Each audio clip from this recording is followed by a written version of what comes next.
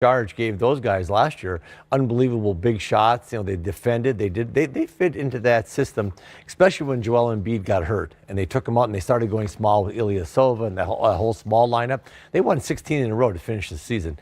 And I thought at that point, Charge had really found his home, that he was going to just play well. He played well in the playoffs, so that was a big piece. I mean, him moving, and Robert Covington might have been their just best defender, wing defender. So I think that. I'm sure Brett Brown, when you're a young coach, Brett's not a young coach, but this is his first team. You remember those guys, man. They get you to the playoffs. Yeah. You win 16 in a row. You win the first round against Miami. Those guys really meant something to him, and I'm sure it's hard to trade. I know it's hard to trade those type of guys. Isn't the question, is the Jimmy Butler deal the same gamble that Toronto wound up taking, in essence, that you decided that you're going to go after a star, right, bring him in, and you hope that you can keep him at the end, because you mentioned those pieces. There's defense with Covington, there's rebounding with those two guys, there's three-point shooting with those two guys. That's all gone now to Minnesota. You did that to get Butler. If he walks, that's one of those big ifs. Right. It scares you, and I hate to say this, but there's already some stuff coming out of there that I don't like reading and just hearing about and stuff like that. So, that's a big gamble for them, and I know they want it to work. And for it to work, I think Philly's going to have to kind of get it together and start playing really good basketball. All year long, they've been teetering on playing good ball, like getting on a roll. There's so many teams at Eastern Conference that have got to find their Celtics. Philly, they've got to find their footing and make a run this last 40 games. Well, and they wouldn't sacrifice the happiness of Joel Embiid in favor of the long-term contract for Jimmy Butler, right? If that's not a dynamic that seems to be working. So is the question that you're asking, do you give up Jimmy Butler and let him walk away rather than sacrifice having an unhappy Embiid? Yeah. Ooh, well, that's a big question. Sure is. Because I was just going to ask Kevin, okay, back in the old days, Kevin, isn't there just too much talking going on right now within teams that wind up tearing teams apart rather than keeping them united and understanding it? We have something to say, we say it behind closed doors, and it stays there. Now it's just too much. To be fair, there's also significantly more coverage now than there was then. Yeah, there's more coverage, there's social media.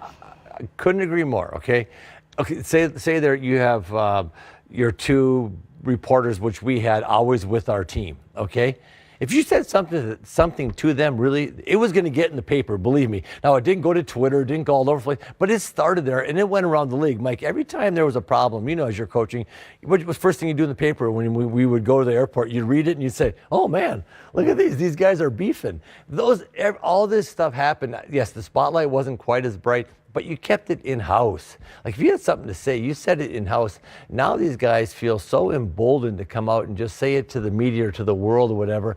And it's not like they're thinking about their team. It's like they're thinking about themselves. It's just like, well, I'm going to get this out there to cover my butt. Man, your team, it's team first. And I tell you what, when you put your team first, you don't do a lot of that stuff. Because if you got a problem with something, you address it as a team. And the Butler stuff coming out of Philly, it's just interesting. But you asked the question, I would be hard pressed if I was in any part of that Philly organization to upset Joel Embiid to the point to where he's thinking about maybe not staying. Right. That kid is a unique talent and different. And I love Jimmy Butler. Don't get me wrong. I think that kid's really a player.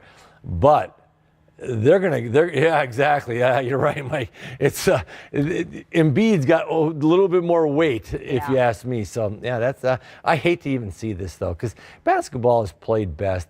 Man, when you have five guys out there without an agenda, or everybody has the same agenda, go win the game. Let's just go win this game tonight. And that's when it's fun to watch. Well, Game Time continues after the break. We'll have a look around the league. It's a 6-game Monday night.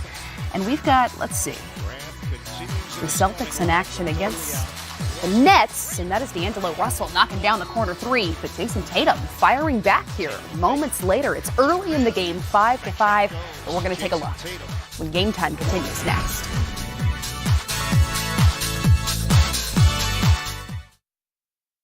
For a limited time, get the great value of 2 medium one-topping pizzas for just $6 each when you buy 2. That's more pizza for more.